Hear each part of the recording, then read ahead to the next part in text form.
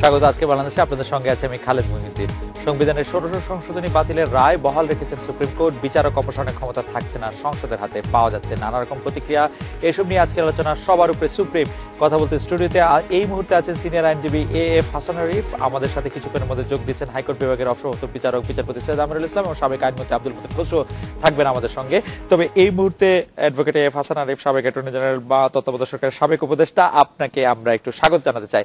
একটি প্রশ্ন আজকে উঠেছে, বিশেষ করে আইনমন্ত্রী যখন বলছেন যে ১৬শ সংশোধনী বাতিলের যে হাইকোর্টের দেয়া রায় তা সুপ্রিম কোর্ট বহাল রেখেছেন ঠিকই, কিন্তু সংসদ যেহেতু ৯৬ অনুচ্ছেদ অর্থাৎ সুপ্রিম জুডিশিয়াল কাউন্সিলের বিধান বাতিল করে দিয়েছেন, সেই ক্ষেত্রে এখন আসলে বিচারকদের অপসারণের ক্ষমতা সংসদের কাছে না থাকলেও অন্য কোনোভাবে থাকবে, এটি উনি বলছেন। আপনি কি মনে করছেন এক্ষেত্রে? বিষয়টা আমার কাছে ঠিক পরিষ্কার হলো না। জি, সুপ্রিম জুডিশিয়াল কাউন্সিল যেটা আর্টিকেল 96 অনুযায়ী আসছিল, জি, সেটিকে পরিবর্তন করে যখন আবার ইমপিচমেন্টে ফেরত যাওয়া হলো, রাইট, যেটাকে 16th অ্যামেন্ডমেন্ট আমরা বলছি, সেই 16th অ্যামেন্ডমেন্ট হাইকোর্ট প্রথমে বাতিল করলো স্পেশাল বেঞ্চের মাধ্যমে, পরবর্তীকালে অ্যাপিলেট ডিভিশন ওটাকে বহাল রাখলো। এখন এখানে একটু বোঝার বিষয় আছে যে ব্যুরোটা ইমপিচমেন্ট বা সুপ্রিম জুডিশিয়াল কাউন্সিলের নয়। ইস্যু এখানে ছিল যে পার্লামেন্টের যে সংবিধান অ্যামেন্ড করার যে ক্ষমতাটা, সংশোধন করার যে ক্ষমতা, তার পরিধি কতটা, এইটাই ছিল ইস্যু।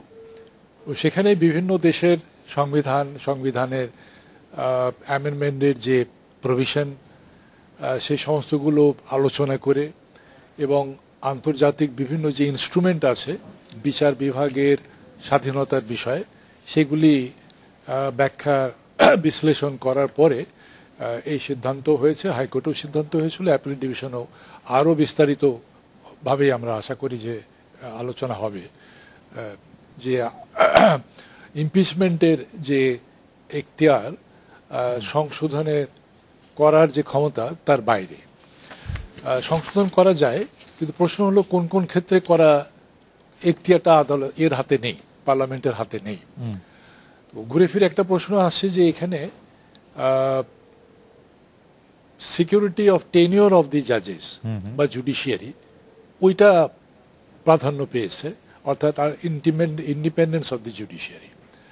এখন সেই ক্ষেত্রে পার্লামেন্ট কতটুকু এই জায়গায় হস্তক্ষেপ করতে পারে, তো তাতে দেখা যাচ্ছে যে শুধু আমাদের দেশে নয়, বিভিন্ন দেশের এই আইন পর্যালোচনা করে, সংবিধানের আর্টিকেলগুলি পর্যালোচনা করে দেখা যাচ্ছে যে এক্ষেত্রে পার্লামেন্টের অ্যামেন্ডমেন্টের যে ক্ষমতাটা, সেটা তার পরিধির বাইরে চলে যাচ্ছে যখন এটা ইন্ডিপেন্ডেন্স অফ জুডিশিয়ারিকে হস্তক্ষেপ করে আর কি, বা ইন্ডিপেন্ডেন্স অফ জুডিশিয়ারির বাধাগ্রস্ত হয়। তো ইন্ডিপেন্ডেন্স অফ জুডিশিয়ারির সঙ্গে অটোমেটিক্যালি একটা বিষয় চলে আসে যে তারা কি তাহলে অ্যাবসলুট ইন দেয়ার ইন্ডিপেন্ডেন্স? উত্তর হচ্ছে না। এখানে অ্যাকাউন্টেবিলিটি চলে আসে, জুডিশিয়াল অ্যাকাউন্টেবিলিটি। কারণ ইন্ডিপেন্ডেন্সের যে বলবো যে পোষণ বা যে কেমিক্যাল সলিউশন, ওর মধ্যেই এই অ্যাকাউন্টেবিলিটি অফ জুডিশিয়ারি অন্তর্ভুক্ত আছে। কিন্তু যদি আমরা ধরে নেই যে আমরা জনগণ রাষ্ট্রের সকল ক্ষমতার অধিকারী, জনগণের পক্ষে সংসদ বা সংসদ সদস্যরা, তো সেই ক্ষেত্রে বিচারকদের নিয়োগ, বিচারকদের অপসারণ, সেই ক্ষমতাটি তো সংসদের কাছে আসলে থাকা উচিত না। এটা একটা মারাত্মক ভুল ধারণা। আচ্ছা, মারাত্মক ভুল ধারণা, যেটা সংবিধানের যে গ্রামার, ব্যাকরণ, সেই গ্রামারের পরিপন্থী। Constitution is the supreme law of the land. Right. Constitution নিজস্ব অস্তিত্বের কারণে supreme law of the land না। Constitution is supreme law of the land as because that is the will of the people. Okay. আমি জনগণ, আমরা সংবিধান তৈরি করেছি, আমি একজনের মাধ্যমে করেছি, but he is not the maker of the constitution. কনস্টিটিউশনের প্রিয়াম্বল বলছে we the people of Bangladesh etcetera etcetera etcetera give unto our self this constitution. এটাকে নতুনভাবে আবার বলা যায় বা যে এটা হচ্ছে পিপলস চার্টার। সংবিধান হচ্ছে পিপলস চার্টার। সেই পিপলস চার্টারে আমার আইন প্রণয়নের ক্ষমতাটা, আমরা 16 কোটি মানুষ এক জায়গায় বসে আইন প্রণয়ন করতে পারি না, আমরা একটা দায়িত্ব দিলাম পার্লামেন্টকে। আর প্রশাসনের জন্য আবার আমরা দায়িত্ব দিলাম যে ইলেক্টেড রিপ্রেজেন্টেটিভের মাধ্যমে কাউন্সিল অফ মিনিস্ট্রি হবে, এক্সিকিউটিভ, তাদেরকে আমরা দায়িত্ব দিলাম প্রশাসনের।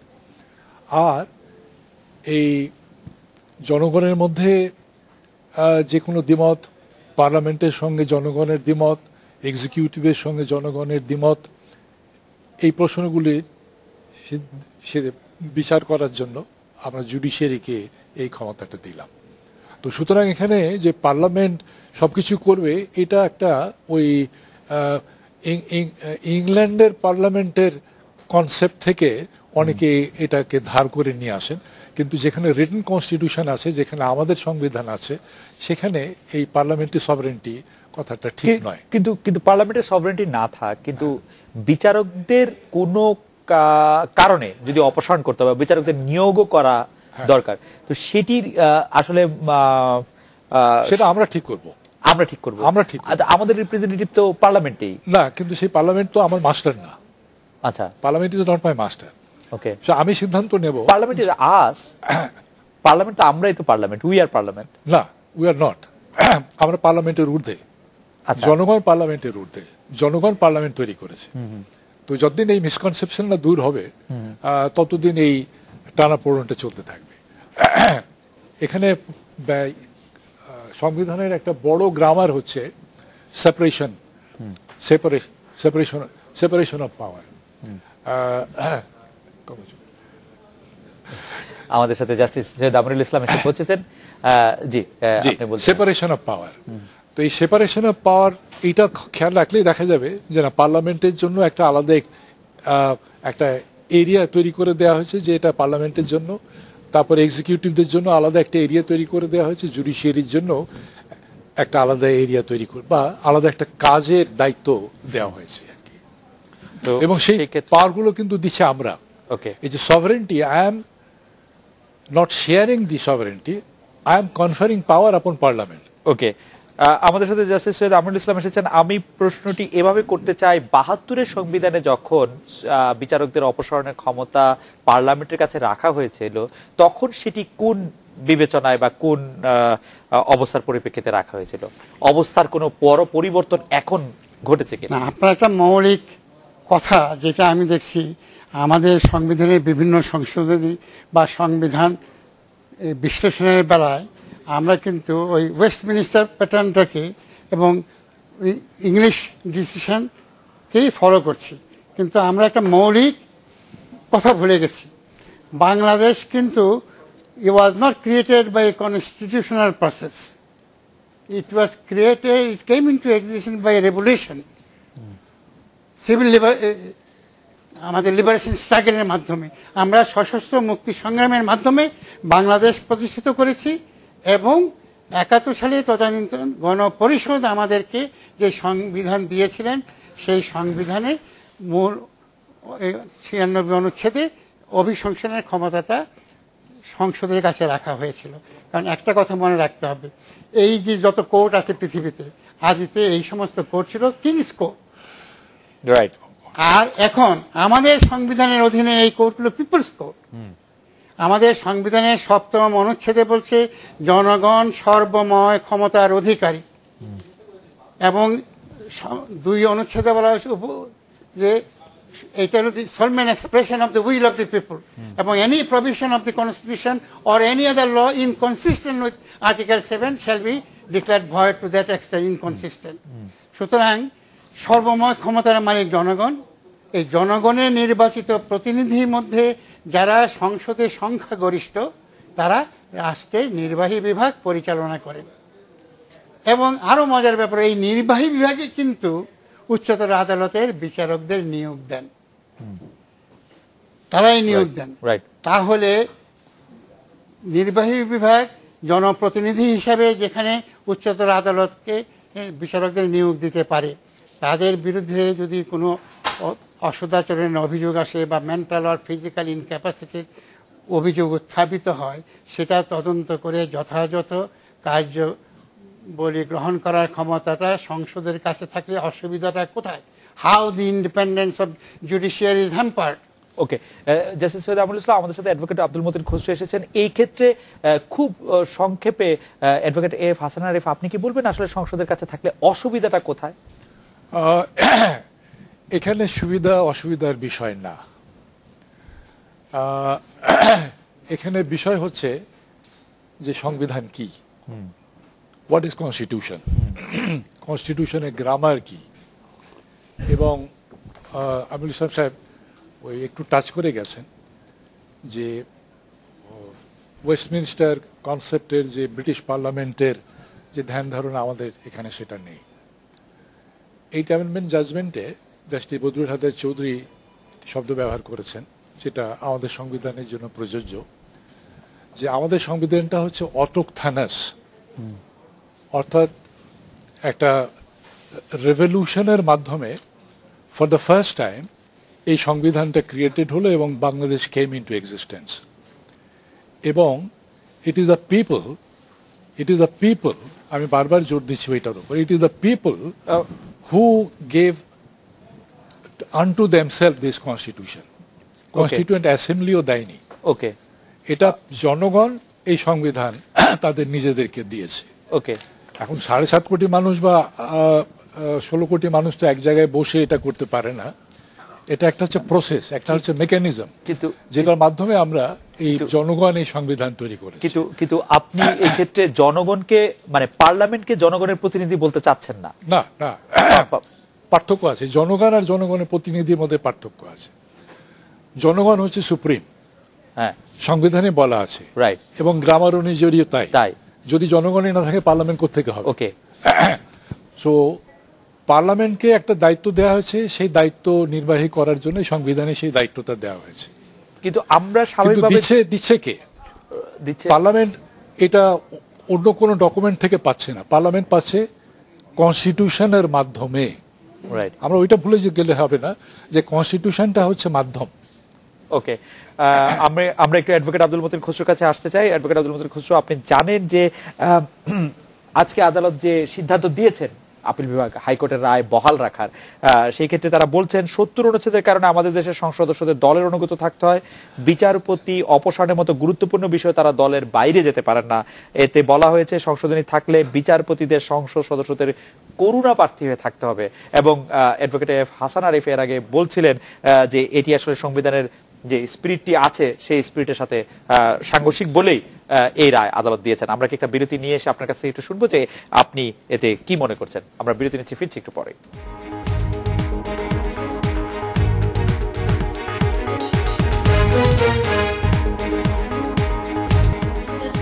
ফিরে এলাম আজকের বাংলাদেশে। অ্যাডভোকেট আব্দুল মতিন খসরু, যে বিষয়গুলি আসলে হাইকোর্টে এবং অ্যাপিলেট ডিভিশনে আলোচনা এসেছিল তার মধ্যে একটি হচ্ছে 70 অনুচ্ছেদ, এতে বলা হচ্ছে যে সংসদ সদস্যদের স্বাধীনভাবে সিদ্ধান্ত নেওয়ার ক্ষমতা নেই এবং এর ফলে বিচারক অপসারণের মতো ক্ষমতা যদি সংসদের কাছে থাকে তাহলে সংসদের করুণা প্রার্থী হয়ে বিচারকদের থাকতে হবে। আপনি কি বলবেন এ প্রসঙ্গে? আর্টিকেল 70 আপনার অন্য প্রসঙ্গে আপনার আমাদের সংবিধানে সংযোজন করা হয়েছিল। 54-56-এ সকালে একটা গভর্নমেন্ট, বিকালে একটা গভর্নমেন্ট হর্স ট্রেডিং চলতো, এমপিদের কিনা বেচারও একটা প্রশ্ন এসে গিয়েছিল। তো ওইটা আমাদের সরকারের স্থায়িত্ব ধারাবাহিকতা রক্ষার জন্য এই আর্টিকেলটা সংযোজন করা হয়। আর এখন যে আর্টিকেল 70 আছে এইটার ব্যাপারে আমাদের বক্তব্য হলো পার্লামেন্টারি পার্টির মিটিংয়ে আমাদের এনাফ সুযোগ আছে কথা বলার, তখন ঐকমত্যের ভিত্তিতে আমরা কাজ করি, এটা ঠিক। আর আপনি যেটা বললেন এটা একবারে উড়িয়ে দেওয়ার মতো না যদিও, তবে আমি আমাদের প্র্যাকটিসটা বললাম। আমাদের যেমন বাংলাদেশ আওয়ামী লীগ পরপর কয়েকবারই 2/3 মেজরিটির অধিক নিয়ে আমরা সংসদে যাচ্ছি, আমরা পার্লামেন্টের পারিতে কথাগুলো দ্বিমত প্রকাশ করতে পারি, মত দিতে পারি, মতানৈক্য দুটি হয়। পরবর্তী সময়ে আমাদের সংসদ নেত্রী সকলের কথা শুনে একটা সিদ্ধান্ত নেন আর কি। আর এটা আপনি যেটা বললেন বিচার অপসারণের ব্যাপারে, সেটা আপনার এটা আমাদের সংবিধানে সুস্পষ্টভাবে বলা আছে। জাতীয় জনক বঙ্গবন্ধু শেখ মুজিবুর নেতৃত্বে 1972 সনে 71 সনে 30 লক্ষ শহীদের রক্তের বিনিময়ে আমরা যে সংবিধান রচনা করেছিলাম সেখানে বলা ছিল যেখানে যেটা এখন প্রতিস্থাপিত হচ্ছে, প্রমাণিত অসদাচরণ 96(2) পড়ছি। প্রমাণিত অসদাচরণ বা অসমর্থের কারণে সংসদের মোট সদস্য সংখ্যার অনন্য 2/3 গরিষ্ঠতার দ্বারা সমর্থিত সংসদের প্রস্তাবক্রমে প্রদত্ত রাষ্ট্রপতির আদেশ ব্যতীত কোনো বিচারককে অপসারিত করা যাইবে না। কন্ডিশন প্রেসিডেন্ট হলো অসদাচরণ বা অসমর্থতা প্রমাণিত হতে হবে। প্রমাণিত হতে হলে দেয়ার মাস্ট বি প্রসিডিউর। ওখানে কি বলে শোকজের বিধান থাকবে, পার্সোনাল হিয়ারিং নেবে, আপনার কি বলে সাক্ষীদের জেরা করার সুযোগ থাকবে, এবং যার বিরুদ্ধে অভিযুক্ত আনা হবে মাননীয় বিচারপতির আত্মপক্ষ সমর্থনের এডুকেট আপনার সুযোগ থাকবে। সুতরাং আমরা প্রথম যেটা করেছিলাম এটা শুধু প্রতিস্থাপিত করা হয়েছে। এতে আপনার বিচারকদের স্বাধীনতা বা আইনের শাসন ক্ষুণ্ণ হয়নি, বরং বিচারকদের ভাবমূর্তি আরও উজ্জ্বলতর হবে। এখন কোনো একজন বিচারপতি যার বিরুদ্ধে অসদাচরণের প্রমাণিত অভিযোগ আছে তাকে নিয়ে যদি বিচার চালানো হয় তাহলে তো বিচার বিভাগের ভাবমূর্তি ক্ষুণ্ণ হবে।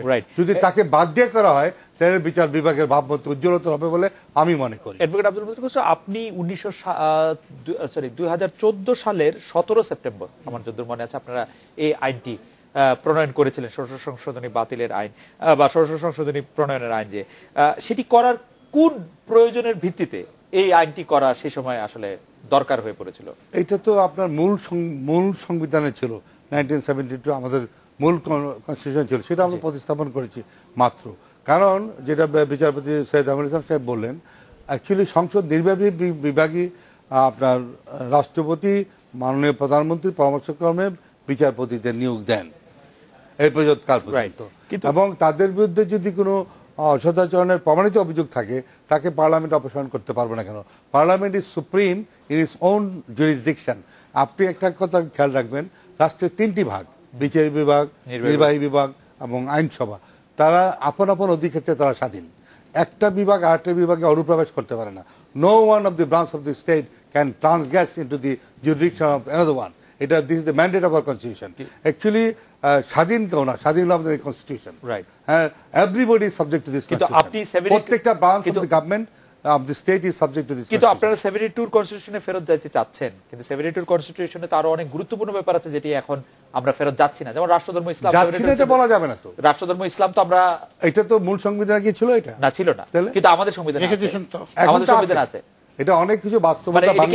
শুনেন, সংবিধান মানে বাস্তবতা মানে তো সুবিধাবাদ, মানে সুযোগ সুযোগ। না, এটা আপনার ব্যাখ্যাটা ঠিক, আমি ব্যাখ্যা করি। কারণ এটা হচ্ছে বাস্তবতা হলো সংবিধানের বেসিসটা কি জানেন? The Genesis of our constitution is the will of the people. জনগণের অভিপ্রায় হলো এই সংবিধানের ভিত্তি। জনগণ হলো এই সংবিধান আপনার রাষ্ট্রের মূল মালিক, আর এই সংবিধানের মালিকও জনগণ। তাদের ইচ্ছা অভিপ্রায় অনুযায়ী এই সংবিধান প্রণীত হয়েছে। সুতরাং জনগণের অভিপ্রায় যদি ধর্মভিত্তিক হয়, আপনি সেখানে এটাকে বাইপাস করবেন কোনো যুক্তি দিয়ে, সেটা হবে না। একটা লাইন বলি, জনগণের এই দেশের প্রেক্ষাপট বুঝতে হবে, আমাদের পরিবেশ পরিস্থিতি, জনগণের মন মানসিকতা, এটা বিবেচনা করতে হবে। আপনি ইউটোপিয়ান থিওরি করলে তো হবে না। আপনি জনগণের সাথে সম্পর্ক নাই, আইন করলেন। জনগণ তো চায় না আপনাদের কাছে অপসারণ ক্ষমতা থাকুক। হ্যাঁ, আপনারা কি খোঁজ নিয়েছিলেন যে জনগণ আপনাদের কাছে অপসারণ ক্ষমতা? আমরা জনগণের প্রতিনিধি। আমাদের একটা মিনিট, এই যে আপনি প্রশ্ন জনগণ চায় না, জনগণ চায় না, এর ভিত্তিটা কি? আপনি কিসের ভিত্তিতে বলছেন? আপনি কিসের ভিত্তিতে বলছেন? কিসের ভিত্তিতে বলছেন? আমি তুললে যদি প্রসঙ্গটা আসে জনগণের চাওয়া, তো জনগণ যে আপনি বলছেন জনগণ চায় না, আপনি কিসের ভিত্তিতে বলছেন? না, জনগণ চায় কিনা সেটা আমরা জানি। জনগণের চাওয়া পাওয়া, জনগণের চাওয়া পাওয়ার জনগণের চাওয়া পাওয়ার প্রতিবিম্ব হলো জনপ্রতিনিধি। Okay, they have sent their representative to parliament. যদি আমরা 72 সংবিধানের কথা বলি, তাহলে মানে প্রশ্ন উঠে যায় যে আমরা তো চতুর্থ সংশোধনের মাধ্যমে আমাদের 72 সংবিধানকে চেঞ্জ করতে আমরা বঙ্গবন্ধু শেখ মুজিবুর রহমানকে দেখেছি। সেখানে হলো মূল গলদ, সেখানে আমরা দেখেছি। তো সেই ক্ষেত্রে কি আপনি বঙ্গবন্ধু শেখ মুজিবুর রহমানের সেই সিদ্ধান্তটিকে ভুল বলবেন যে 72 সংবিধানে যাওয়া যদি সবচেয়ে বড় উৎসাহ হয়? এটা অন্য একটা প্রেক্ষাপট, ওটা অন্য আরেকটা প্রেক্ষাপট। না, মানে 72 সংবিধান আমার জন্য কেন এত গুরুত্বপূর্ণ? ওটা 74 সালে করা ছিল for the time being. Bangabandhu নিজেই বলেছেন ওই সংশোধনীটা আনা হয়েছিল চতুর্থ সংবিধান ফর দ্য টাইম বিং। ওকে, কিন্তু 72 সংবিধান আমার জন্য কেন এত গুরুত্বপূর্ণ? এটা মূল সংবিধান, আমাদের 30 লক্ষ মানুষের রক্তের আকারে লেখা এটা that is the will of our people. জনগণের অভিপ্রায় হলো 72 সংবিধানের মূল ভিত্তি। ওকে, 72 সংবিধানকে যদি আমরা মূল ভিত্তি ধরে নেই, অ্যাডভোকেট এফ হাসান আরিফ, আমাদের তো আসলে অবশ্যই জনগণকেই সুপ্রিম পাওয়ার হতে হবে। সেই ক্ষেত্রে আপনি একটি কথা বলছিলেন যে পার্লামেন্ট আসলে জনগণ নয়, জনগণ এবং পার্লামেন্ট আলাদা। আমরা এটা মনে করি না। এই যুক্তি কি আপনার আসলে না, এটা মনে করার কোনো বিষয় না, মনে করা বা না করার বিষয় না। আমাকে দেখতে হবে যে তাহলে যে সংবিধানটা কি, আমাকে জানতে হবে যে সংবিধানটা কি। তাহলে সংবিধান মধ্যে আমরা যেটা একটু মতিন হোসেন সাহেব বলেছেন, কিন্তু আর আগার নেই, সেটা হচ্ছে যে সেপারেশন অফ পাওয়ার। এটা সংবিধানের একটি মৌলিক অপরিহার্যতা, separation of power. And separation of power মানে আমি এরিয়া ঠিক করে দিচ্ছি যে তোমাকে এই দায়িত্ব দেয়া হলো, তুমি তোমার এই এরিয়ার মধ্যে থেকে তোমার দায়িত্ব পালন করবে এবং অ্যাকর্ডিংলি সেই রেসপেক্টিভ। যখনই এনক্রোচমেন্ট হয় তখনই এই সেপারেশন অফ পাওয়ারটা ভায়োলেশন, ইমব্যালেন্স হয়ে যাচ্ছে। সেটার কারণে ওই যে থিওরি বা কনসেপ্ট বা প্রপোজিশন অফ কনস্টিটিউশনাল জুরিসপ্রুডেন্স যেটা আসছে, যে বেসিক ফিচার বা বেসিক স্ট্রাকচার বা basic pillar of the constitution, অর্থাৎ অবকাঠামোর মৌলিক কয়েকটা বিষয় আছে যেটাকে কোনোভাবেই ক্ষুণ্ণ করা যাবে না বা হাত দেওয়া যাবে না।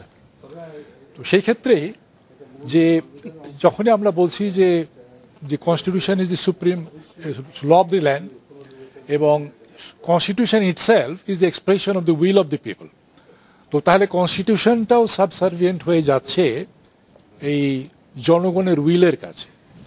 এখন জনগণের উইল আমি কিভাবে অ্যাসার্টেন করি? Okay, how do I ascertain the will of the people? সেখানটা হচ্ছে যে আমি এইখানে একটা চ্যাপ্টারের মধ্যে দিয়ে ইলেকশন প্রসেসটাকে দেওয়া হয়েছে। What is election process? এটা সংবিধানের মধ্যেই আছে। তাহলে সংবিধানের পুরো কাঠামোটা আমার চোখের সামনে থাকতে হবে, আমার সামনে থাকতে হবে। আমি যখন সংবিধান নিয়ে কথা বলবো তখন শুধু একটা দুটো আর্টিকেল আউট অফ কনটেক্সট পড়লে হবে না, আমাকে পুরো সংবিধান starting we the people of Bangladesh আরম্ভ করে শেষ পর্যন্ত 152 পর্যন্ত পড়তে হবে। And then only you can appreciate the constitution. Then only you can appreciate the balance of power, the separation of power, the rule of law. Rule of law আমরা seminar, workshop, টেলিভিশনের প্রত্যেকটি টক শোতে বলে মুখে ফেনা তুলে দিচ্ছি। What is this rule of law? সেই রুল অফ ল হচ্ছে rule of law, separation of power, এইগুলি আমাদের these are the confusing invention of the intellectual brain. এগুলি কোনো বাস্তব ভিত্তি নাই। এই যে আমরা 96 তো তাহলে একজন ডিক্টেটর না অনুচ্ছেদের কথা বলছি, তাহলে একজন ভারতবর্ষের সংবিধানে কি বিধানটা? একই বিধান। সেখানে কি আপনি বলবেন যে রুল অফ ল নাই? সেখানে কি আপনি বলবেন যে ইন্ডিয়ান জুডিশিয়ারি ইজ নট? আপনি কনফিউজ করে ফেলছেন। আপনি separation of power, rule of law, English, আপনি তো আউট অফ কনটেক্সট একটা কথা বলছেন। ইংলিশ জুডিশিয়ারিকে আপনি বলবেন যে এটা ইন্ডিপেন্ডেন্ট না? আপনি আমেরিকান জুডিশিয়ারিকে বলবেন যে অ্যাডভোকেট হাসান আরিফ বলছেন তাদের লিখিত কনস্টিটিউশন নাই, সেইজন্য তাদের only England নাই, America has got written constitution, India has got written constitution, Sri Lanka, আমার সব জায়গায় most of the parliamentary form of government যেখানে, সেখানে this power is vested with the parliament, because nowadays in a modern democracy all the courts are people's court, no more it's king's court. কিন্তু supreme judicial কাউন্সিলের কাছে পাওয়ার থাকলে সেটাও কি people's পাওয়ার না? না, কারণ এটা রাষ্ট্রপতি, মহামান্য রাষ্ট্রপতি অনুমোদন দেন, মহামান্য রাষ্ট্রপতি অনুমোদন দেন প্রধানমন্ত্রীর পরামর্শে। পিপলস পাওয়ার এখানে বলেন, যারা মনে করেন যে আমি একটা মিনিট বলি, সুপ্রিম জুডিশিয়াল কাউন্সিল যারা মনে করেন যে শ্রেয়তর, মোর মানে বেটার সিস্টেম, তারাও একটা বিভ্রান্তিতে আছেন। আমি যেটা বললাম একটু আগে 96(5) হ্যাঁ, সুপ্রিম জুডিশিয়াল কাউন্সিল থাকাকালীন যদি একটা বিচারকের বিরুদ্ধে অসদাচরণ অথবা ফিজিক্যাল আর মেন্টাল ইনক্যাপাসিটির অভিযোগ আসে, এটা আপনি সুপ্রিম জুডিশিয়াল কাউন্সিল করতে পারবেন বা মাননীয় রাষ্ট্রপতির কাছে করতে পারবেন। কিন্তু যতক্ষণ না মাননীয় রাষ্ট্রপতি, মহামান্য রাষ্ট্রপতি ওইটা সুপ্রিম জুডিশিয়াল কাউন্সিলের কাছে পাঠাবে, চিফ জাস্টিসের কাছে পাঠিয়ে বলবে আপনি সুপ্রিম জুডিশিয়াল কাউন্সিল কনস্টিটিউট করে এই ব্যাপারে তদন্ত করেন, এই না বলা পর্যন্ত supreme judicial council cannot be constituted, not they can undertake the inquiry. তাও এই যেমন একটা জ্বলন্ত উদাহরণ আমি দেখেছি ফাইজির কেসে। সুতরাং যেখানে সুপ্রিম জুডিশিয়াল কাউন্সিলও থাকবে, সেখানে কিন্তু indirectly the upper hand lies with the executive. Okay, সেইখানে আপার হ্যান্ড যদি এক্সিকিউটিভদের সাথেই থাকে, অ্যাডভোকেট আব্দুল মজিদ খুসরো আপনি সেখানে বলতে চাইছিলেন যে, আমি একটা কথা বলতে চেয়েছিলাম যে মাননীয় সাবেক বিচারপতি জনাব আমির হোসেন যেটা বলেছেন এটাকে সমর্থন করে একটা কথা বলতে চাচ্ছি। সেটা হলো আপনার আমাদের 96(3) আছে, কোনো বিচারকের অসদাচরণ বা অসমর্থ সম্পর্কে তদন্ত বা প্রমাণের পদ্ধতি সংসদ আইনের দ্বারা নিয়ন্ত্রণ করতে পারিবে। এই সম্পর্কে 96(3) যে নির্দেশনা, এইটার সম্পর্কে ঘাটতি হলো এখন পর্যন্ত আমরা কোনো আইন প্রণয়ন করতে পারি নাই, করা হয় নাই, দো this is the command of our constitution. আজকে এটা যদি করা হতো, যেমন বর্তমান আইন মন্ত্রী করা হয়েছে, লেখা হয়েছে, এটা আমরা বলছেন, কিন্তু এই লেখিংটা আমাদের অনতিবিলম্বে পূরণ করতে হবে। কারণ কিভাবে একজন বিচারপতিকে প্রমাণিত অসদাচরণ বা অসমর্থের বিরুদ্ধে আইন এবং পদ্ধতি প্রসিডিউর, আপনারা আইন প্রণেতা, আপনারা তো নিশ্চয়ই কোন একটি আইন করার সময় অনেক কিছু ভাবেন। আপনারা এই প্রয়োজন শুধু ৭২-এর সংবিধানে ফিরে যাওয়া ছাড়া আর কোনো কিছুকে অনুভব করলে যে এই মুহূর্তে এই আইনটি করা প্রয়োজন, যে বিচারকদের অপসারণ ক্ষমতা, বারবার ৭২ বলতেছেন, ৭২ হলো মানে কারণটা কি? আমার আসলে বুঝতে চাইছিলাম যে বিচারকদের অপসারণ ক্ষমতাটা আপনাদের হাতে নেওয়াটা এত কি জরুরি হলো? না, আমাদের হাতে নয়, আমি সংসদ সদস্য হাতে নেব, আমাদের হাতে। আপনাকে একটা বিষয় আমি সংশোধন করে দিতে চাই, ইফ ইউ ডোন্ট মাইন্ড। বিচারকদের অপসারণ না, মানে কোন বিচারকের বিরুদ্ধে যদি নির্দিষ্ট কোনো অভিযোগ থাকে প্রমাণিত, দিস ইজ নট আপনার quart against the জাজেস। জাজেস R independent in their own function, in their own jurisdiction. বিচারকরা তার অধিক্ষেত্রে সম্পূর্ণ স্বাধীন, সার্বভৌম। আইনসভা আইন প্রণয়নের ক্ষেত্রে স্বাধীন, আইন প্রণয়ন করার ক্ষমতা বিচারকদের নাই, এটা এককভাবে সংসদের। একক। আমার মনে হয় যে প্রিটি ক্লিয়ার এটা। আমরা একটা বিরতি নিচ্ছি, বিরতির পর ফিরে এসে জাস্টিস সৈয়দ আমিনুল ইসলাম, আপনার কাছে একটি বিষয় জানতে চাই। আজ আইনমন্ত্রী অ্যাডভোকেট আনিসুল হক বলছেন যে 96 যেহেতু বাতিল হয়ে গেছে, ১৬শ সংশোধনী বাতিলের রায় বহাল থাকলেও এখন আসলে সুপ্রিম জুডিশিয়াল কাউন্সিল আগের সংবিধানের মতো অ্যাক্ট করার কোনো সুযোগ নেই, সেটি অন্যভাবে করতে হবে। আপনি বক্তব্য সমর্থন করেন কিনা? এখন আসলে কি হবে, কিভাবে এটি হবে, সেটি আপনাদের কাছে একটু শুনতে চাই। আমরা একটা বিরতি নিয়ে ফিরছি।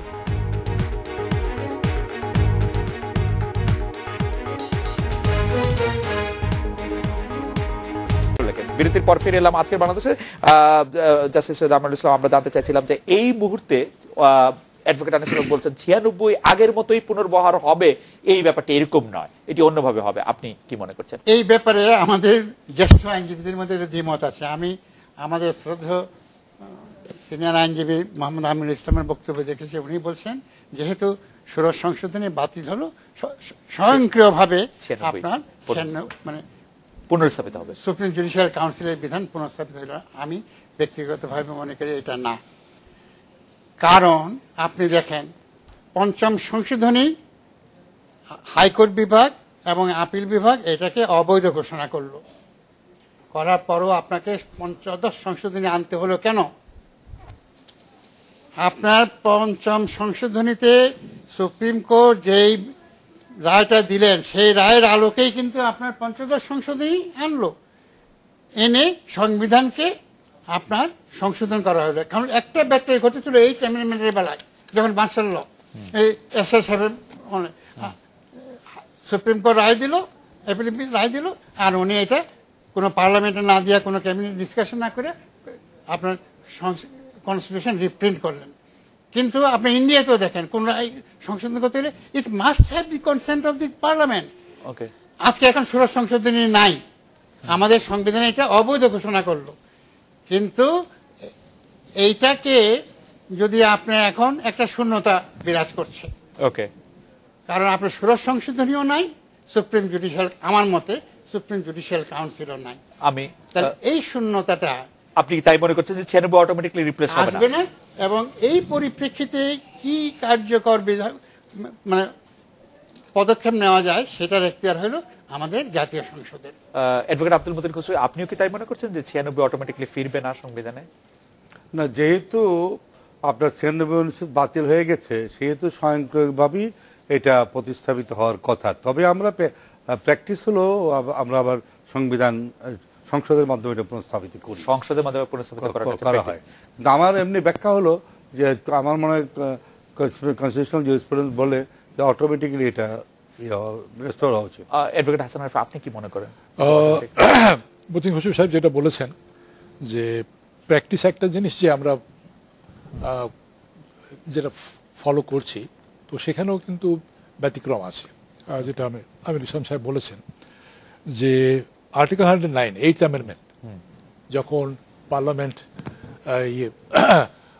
সুপ্রিম কোর্ট এটাকে নাল অ্যান্ড ভয়েড ডিক্লেয়ার করা হলো।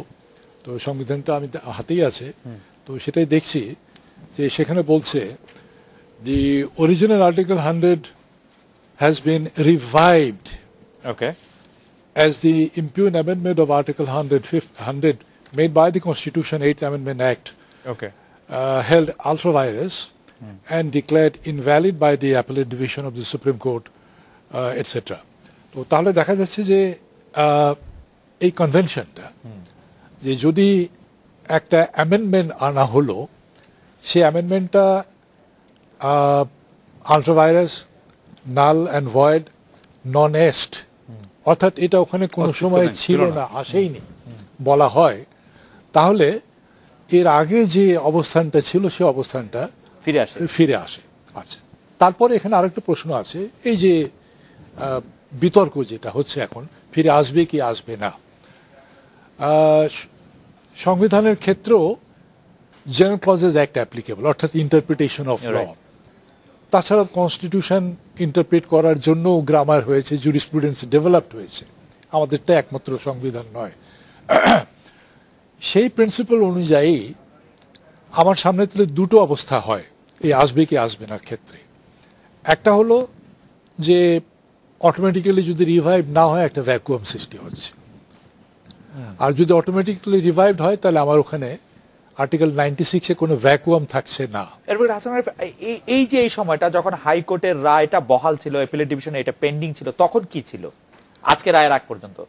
আজকে ওই অ্যামেন্ডেড পোর্শনটা রিভাইভড হয়েছিল। হাইকোর্ট অ্যাপিলেট ডিভিশন কি করলো? অ্যাপিলেট ডিভিশন তো নতুন করে এটাকে নাল অ্যান্ড ভয়েড করেনি না, অ্যাপিলেট ডিভিশন হাইকোর্টের রায়ের যথার্থতা এক্সামিন করে। তারপরে যে শূন্যতার কথা বলা হচ্ছে সেটি হাইকোর্টের রায় থেকেই সেই শূন্যতা বজায় ছিল না। শূন্যতা যদি এটাকে আমরা বলি রিভাইভ না হয়, আচ্ছা রিভাইভ না হলে তাহলে দুটো বিষয়, আমি এটা বলিনি, সেন্টেন্সটা কমপ্লিট হয়নি বা বিষয়টা, তাহলে দুটো অবস্থা আসে। একটা হলো যে রিভাইভ হচ্ছে না, আর একটা হচ্ছে রিভাইভড হচ্ছে। যদি রিভাইভ না হয় তাহলে শূন্যতার সৃষ্টি হয়, আর্টিকেল 96 তাহলে ওখানে একটা শূন্যতার সৃষ্টি হয়। তাহলে ইন্টারপ্রিটেশনের ক্যানন্স অনুযায়ী যে যদি দুটো পরিস্থিতি দাঁড়ায়, একটা পরিস্থিতি অবাস্তব একটা সিচুয়েশন হয়, সাংবিধানিক একটা ক্রাইসিস তৈরি হয়, যেমন আর্টিকেলই নাই, 96 নাই, এটা হতে পারে না। সেখানে যেটা গ্রহণযোগ্য হচ্ছে, যেটা হারমোনিয়াস হচ্ছে, যেন আর্টিকেল 96 আছে, গোয়িং ব্যাক টু, এবং যেটা হচ্ছে ওই কনস্টিটিউশনাল জুরিসপ্রুডেন্সের অংশ, ইন্টারপ্রিটেশনের অংশ। ওকে, আমরা একটা বিরতি নিচ্ছি। অ্যাডভোকেট আব্দুল মতিন খসরু, আপনার বক্তব্য যদি এর থেকে আর কোনো কিছু থাকে তাহলে সেটা আমরা একটা শুনবো, কিন্তু আমি একটু আওয়ামী লীগের প্রেসিডিয়ামের সদস্য সাবেক মন্ত্রী ডক্টর আব্দুল রাজ্জাক যেটি বলছেন সেটি একটু আবার একটু কোট করতে চাই। এখানে সংবিধান অনুযায়ী পার্লামেন্ট বা আমরা প্রেসিডেন্টকেও ইমপিচ করতে পারি, যদি প্রেসিডেন্টকে পারি why not chief justice and other justice. আপনারও অবস্থান সেটি কিনা? আমি যতটুকু বুঝি যে মহামান্য রাষ্ট্রপতি মোরলেস তাকে যদি ইমপিচ করা যায় তাহলে উনাকে এক্সিকিউটিভেরই একটি বড় অংশ তাকে বলা যায় কিনা, সেই জন্য ওই সেপারেশন বা ভারসাম্যের ক্ষেত্রে এই উদাহরণটি কতটা লাগছে সেটি যদি আমাদের একটু বলেন। আমরা বিরতি নিয়ে ফিরছি আপনার কাছে।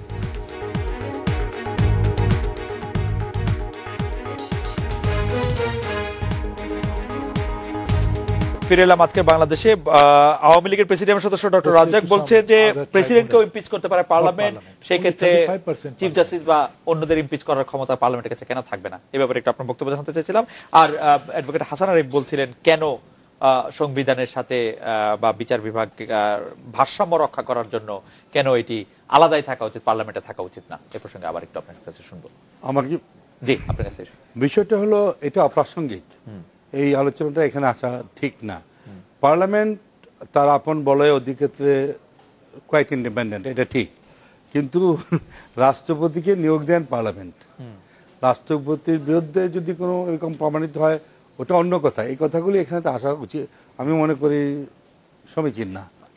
এই সময় সমীচীন না বলে আপনি মনে করছেন? বিচারপতিদের একটা সম্মান আছে, এখানে যেভাবে আলোচনা হচ্ছে সকল বিচারপতি নো, যেসব মুসলিমেও নির্দিষ্ট মাইক্রোস্কোপিক পার্সেন্টেজ যাদের বিরুদ্ধে প্রমাণিত, এখন আলোচনা হচ্ছে বাংলাদেশে অল বিচার কেমনি রিমুভ নো, বিচার বিভাগে সেটাও পারবে না, বিচার বিভাগে সেই বিধান না থাকে। এক্সকিউজ মি, আইনের শাসন এবং বিচার বিভাগের স্বাধীনতার পূর্ব শর্ত কন্ডিশন প্রেসিডেন্ট ইজ তার চাকরির নিশ্চয়তা, the security of the jobs of the service of the জাজেস। এখানে যেমনি ইচ্ছে এমনি তাকে বিতরণ করতে পারবেন, এটা সংসদও পারবে না। প্রমাণিত কন্ডিশন প্রেসিডেন্ট ইজ প্রমাণিত, প্রোভেন এলিগেশন হতে হবে বাই এন ইনকোয়ারি। এই যে আমি একটা সেকেন্ড বলেছি না আপনাকে, 96(3) দেখেন, 96(3) দেখেন, এই অনুচ্ছেদে 2 দফার অধীন প্রস্তাব সম্পর্কিত পদ্ধতি এবং কোনো বিচারকের অসদাচরণ অসমর্থ সম্পর্কে তদন্ত প্রমাণের পদ্ধতি সংসদ আইনের দ্বারা নিয়ন্ত্রণ করিতে পারিবেন। এখানে কি, what is the purpose intention of this mandate? এখানে বলা আছে তদন্ত করে প্রমাণিত হতে হবে, এমনি যাবে না। একজন বিচারপতি আমি বললাম উনি ডিসঅনেস্ট, তার কোয়েশ্চেন হবে না। This has to be proved by an impartial inquiry. এইটা হলো mandate of our constitution which is not yet followed. আজ পর্যন্ত আইন প্রণয়ন করতে আমরা ব্যর্থ হয়েছি, যারা এই পর্যন্ত চালাইছি গত 45 years. This has ought to been made much early. আমার মনে হয় যে আমি কি বুঝাতে পারছি একদম পরিষ্কার। কিন্তু আমি বিচারপতি সৈয়দ আমিনুল ইসলামকে আপনার কথা ধারাবাহিকতায় জানতে চাই যে সরকারের আইন প্রণয়নের ক্ষেত্রে, যেমন বিচারক নিয়োগের আইন নিয়ে বারবার বলছিলেন, বিচারকদের পালনীয় আচরণ, সেগুলির ক্ষেত্রে সরকারের উৎসাহের বদলে এইসব আইন প্রণয়নের সরকারের উৎসাহ বেশি বলে মনে হয়। এর কারণ কি বলে মনে হয়?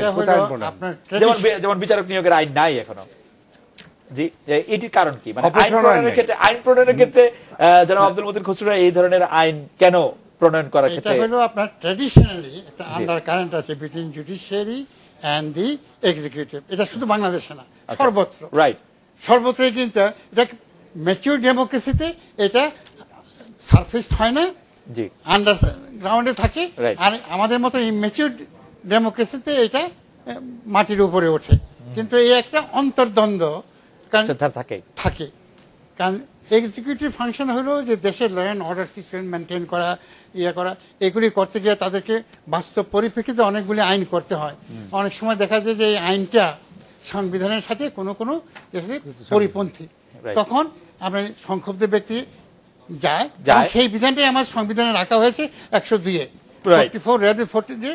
তারা যদি তাদের গণ্ডির বাইরে গিয়ে কোনো আইন করে যেটা মৌলিক অধিকারের পরিপন্থী, তাহলে সুপ্রিম কোর্টকে সেই ক্ষমতা দেওয়া হলো ওটাকে অবৈধ ঘোষণা করার। ওকে, সুতরাং আরেকটা বিষয় হলো আমরা যে কোনো বিষয় দলীয়ভাবে চিন্তা করি, আমাদের পরবর্তী প্রজন্ম এইভাবে তো চিন্তা করবে না। সংবিধান তো for the next generation too. ব্যাপারটা হলো আপনার আইন হবে সার্বজনীন, সকলের জন্য প্রযোজ্য। এখানে বক্তব্য হলো এনি জাজ at any time cannot be removed for such an filthy allegation. এটা প্রমাণিত করার জন্য একটা পদ্ধতির ব্যাপারে, আইনের ব্যাপারে সংবিধানের নির্দেশনা আছে। আমাদের ঘাটতি হলো এটা, আমরা এখনো প্রণয়ন করতে পারি নাই। আইনমন্ত্রী বলছেন উনি নাকি আইনটা করেছেন, যে কোনো মুহূর্তে পার্লামেন্টে আসবে। তো ওখানে বলা আছে পদ্ধতির ব্যাপারও, কিভাবে একজন বিচারপতির বিরুদ্ধে অভিযোগ আসলে এটা কিভাবে প্রমাণ করা যাবে, এই পদ্ধতির কথা সুস্পষ্টভাবে 96(2) এবং 3-এ বলা আছে। তো সুতরাং এইটা না করে আমরা এখন চিৎকার করছি যে কোনোভাবে যে কোনো সময়, মানুষের মনে কি ধারণা হয়েছে জানেন, বিচারপতিকে যে কোনো সময় সংসদ বিচারণ অপসারণ করতে পারবে না, পারবে না। কন্ডিশন প্রেসিডেন্ট ইজ, শর্ত সাপেক্ষে। কি শর্ত? ওনার বিরুদ্ধে অসদাচরণ অসমর্থ প্রমাণিত হতে হবে by an independent inquiry investigation. Advocate F Hasan Arif, আমরা একদম শেষ মিনিটে আসছি। আপনি জানেন যে আপনার যে উত্তরসূরি আছেন বর্তমান অ্যাটর্নি জেনারেল মাহবুব আলম, তিনি এই রায় প্রকাশের পরে 4টি শব্দ বলেছেন যে এই রায়ে আমি হতাশ। আপনার কাছে কি মনে হচ্ছে সরকারের কাছে, সরকারের জন্য এই রায়টি এত গুরুত্বপূর্ণ কেন ছিল? কারণ বিচারকদের যেভাবে অপসারণ করার ক্ষমতা, সেইভাবে প্রধান নির্বাচন কমিশনার বা নির্বাচন কমিশনারদের বা অন্যান্য সাংবিধানিক পদেরও অপসারণ ক্ষমতা আসলে পার্লামেন্টের কাছে যাওয়ার কথা ছিল, যেটি এখন অন্য আইন দ্বারা নির্ধারিত হবে। এটি কেন এত হতাশার বলে মনে হচ্ছে সরকারের আইনজীবী বা রাষ্ট্রপক্ষের সর্বোচ্চ আইনজীবী? এটা তো আমি বলতে পারবো না, উনি বলতে পারবেন। আমরা যদি বলি যে এই সিদ্ধান্তটিকে আপনি কি মনে করেন যে যেটি উনি বলছেন যে গণতন্ত্রের বিপক্ষে বা জনগণের প্রতিনিধিত্বের বিপক্ষে গেল বা বিপক্ষে যায় না? এই রায় তো পূর্ণাঙ্গ রায় তো এখনো বের হয় নাই। কমেন্ট করতে যেটা মতিন খসরু সাহেব ঠিকই বলেছেন যে আমরা তো বাস্তবিক পক্ষে এই আলোচনাটা না হলেও চলতো, তবে যেহেতু ইলেকট্রনিক মিডিয়ার মাধ্যমে জনগণ জানতে চায়, আজকে রায়টা হলো কিন্তু পূর্ণাঙ্গ রায় তো এখনো আসেনি। সুতরাং বিশ্লেষণ, ব্যাখ্যা ইত্যাদি এগুলো যখন পূর্ণাঙ্গ রায় পাওয়া যাবে তখন বোঝা যাবে। তবে ওই বিষয়টা যে এটা গণতন্ত্রের বিরুদ্ধে এটার সঙ্গে আমি কোনোভাবেই একমত হতে পারি না। বা জনগণের প্রতিনিধিত্ব, জনগণের বিরুদ্ধে এটা আমি কোনোভাবে অ্যাকসেপ্ট করতে পারি না। জনগণের পক্ষে সেটা কি আপনি বলবেন? যেমন বিএনপি আমি বলবো যে এটা জনগণের পক্ষে, এটা জনগণের পক্ষে, যেহেতু অনেকে জানো যে এটা সংবিধানের যে গ্রামারগুলি আছে, সংবিধানের যে মৌলিক অবকাঠামোগুলি আছে, সেই অবকাঠামোগুলিকে বহাল রাখা হয়েছে। অ্যাডভোকেট এফ হাসানের বিচারপতি সৈয়দ আমিনুল ইসলাম, অ্যাডভোকেট আব্দুল মতিন খসরু, আপনাদের অনেক ধন্যবাদ। এই ছিল আজকে বাংলাদেশে দেখা হচ্ছে আগামীকাল এই সময়। শুভরাত্রি।